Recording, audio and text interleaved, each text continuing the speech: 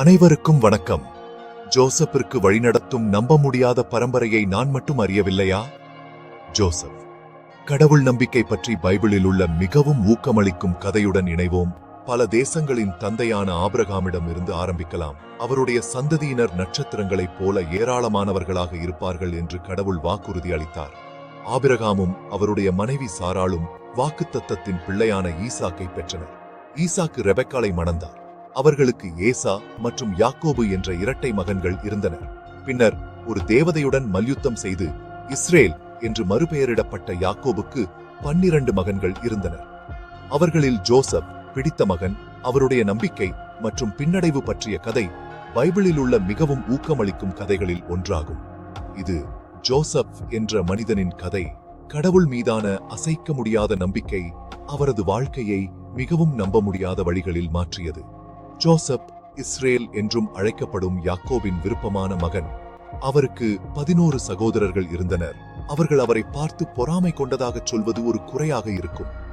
Jacob ஜோசப்பை ஒரு அழகான வண்ணமயமான ஆடை செய்தார். அது அவர்களின் பொறாமையை மட்டுமே தூண்டியது. இப்போது யோசேப்புக்கு கனவுகள் இருந்தன. தன்னை அதிகார நிலையில் கண்ட தெளிவான கனவுகள். ஒரு கனவில் அவர் தனது சகோதரர்களின் தானிய கட்டுகள் தனது கதிர்க்கு கீழே வணங்குவதைக் கண்டார். மற்றொன்றில் சூரியன், சந்திரன், 11 நட்சத்திரங்கள் அவரை வணங்கிக் கொண்டிருந்தன.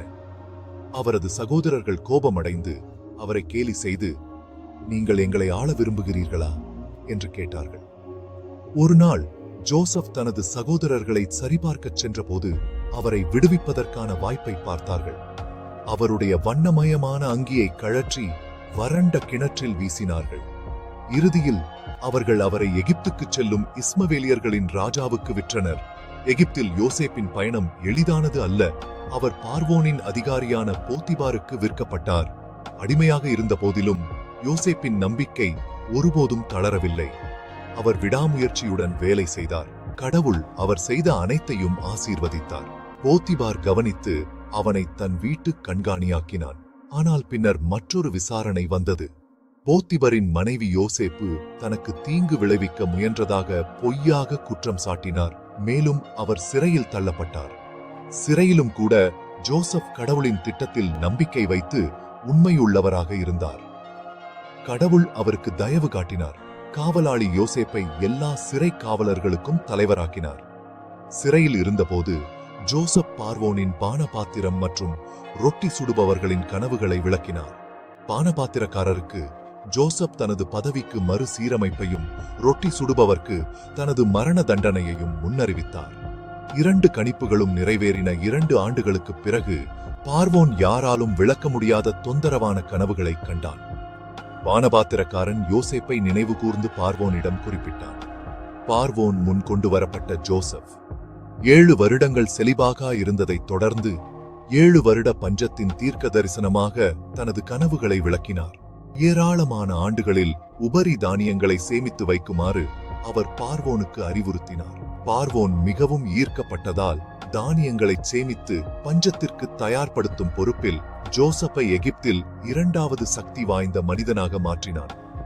பஞ்சம் வந்தபோது யோசேப்பின் சொந்த சகோதரர்கள் உட்பட எல்லா இடங்களிலிருந்தும் மக்கள் உணவுக்காக எகிப்துக்கு வந்தனர். அவர்கள் முதலில் அவரை அடையாளம் காணவில்லை. ஆனால் அவர்கள் யார் என்று ஜோசப் அறிந்திருந்தார். சில சோதனைகளுக்குப் பிறகு ஜோசப் இறுதியாக தனது சகோதரர்களிடம் தன்னை வெளிப்படுத்தினார். நீங்கள் எனக்கு தீங்கு செய்ய நினைத்தீர்கள், ஆனால் இப்போது செய்து கொண்டிருப்பதை நிறைவேற்ற கடவுள் விரும்பினார். பல உயிர்களை காப்பாற்றினார்.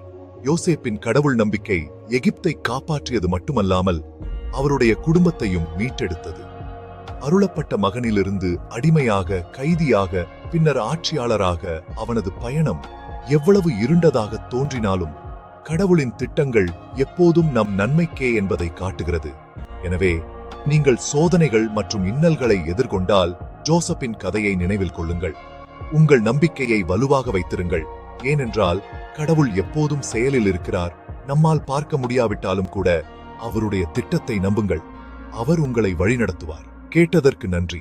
கடவுள் மீதான உங்கள் நம்பிக்கை எப்போதும் பலப்படுத்தப்படட்டும்.